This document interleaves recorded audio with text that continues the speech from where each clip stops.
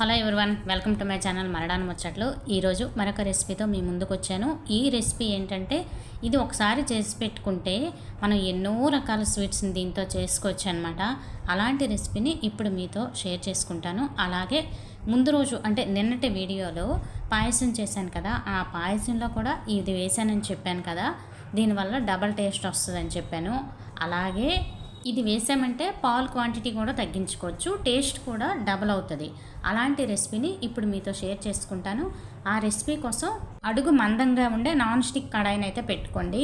అందులో కొంచెం వాటర్ వేయండి. వాటర్ వేసేసిన తర్వాత ఫుల్ క్రీమ్ ఉండే పాలను 1/2 లీటర్ వరకు వేసుకోండి. ఇలా ముందుగా వాటర్ వేయడం వల్ల అడుగు పట్టుకోకుండా ఉంటుందన్నమాట.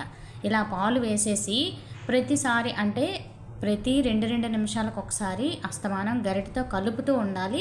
సైడులంట పేరుకుపోయిన మేగడ్ని మనం లోపలికి అంచుకుంటూ ఇలాగా దగ్గరగా చేసుకుంటూ ఉండాలి. 10 నిమిషాలకి పాలు క్వాంటిటీ తగ్గింది, అలాగే చిక్కదనం కూడా వచ్చింది. చూసారా, ఇలా వస్తుందన్నమాట. ఇలాగా మరొక 5 నిమిషాలు కలుపుతూ ఉన్నాం అనుకోండి, ఇంకా చిక్కగా అవుతుంది. ఇదే మనం బయట కొనుక్కున్నాం అనుకోండి, ఈ స్టేజ్లో మనకు దొరుకుతుంది. అంటే చల్లగా అయిన తర్వాత ఇంకాస్త దగ్గర పడినప్పుడు మనకి బయట అమ్మేస్తూ ఉంటారు. అలా కాకుండా మన ఇంట్లోనే ఇంకాస్త దగ్గరగా చేసుకున్నాం అనుకోండి, ఇంకొన్ని నెలల వరకు మనం నిల్వ చేసుకోవచ్చు అనమాట. మరొక 2-3 నిమిషాలకి చూసారా ఎంత దగ్గర అయిందో. ఫైనల్గా మరి 2 నిమిషాలకి ఇలా తయారైపోయిందనమాట. ఇదే బయట మనకి దొరికే పర్ఫెక్ట్ కోవా అనమాట. పచ్చికోవా అంటే ఇందులో ఏం పంచదార ఏం వేయలేదు కాబట్టి పచ్చికోవా. అదే పంచదార వేసుకుంటే స్వీట్ కోవా అనమాట. ఎందుకంటే ముందు కొంచెం పలచగా ఉన్నప్పుడు పంచదార వేసామనుకోండి, అలాగే యాలకుల పొడి వేసేసామనుకోండి, ఈ స్వీట్ కోవా అయిపోద్ది. ఇది మనకి స్వీట్ షాప్లో దొరుకుతుంది అనమాట. అలా కాకుండా ఇలా పచ్చికోవా చేసుకున్నాం అనుకోండి, స్వీట్స్ చేసేటప్పుడు ఎలాగో పంచదార వేసుకుంటాం కాబట్టి ఈ పచ్చికోవాని అయితే వాడుకోవచ్చు.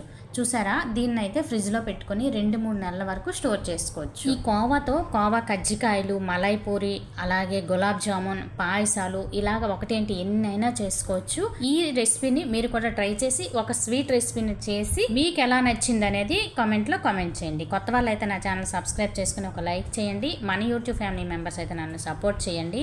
రేపటి వీడియోలో మళ్ళీ కలుస్తాను. ఉంటాను ఫ్రెండ్స్.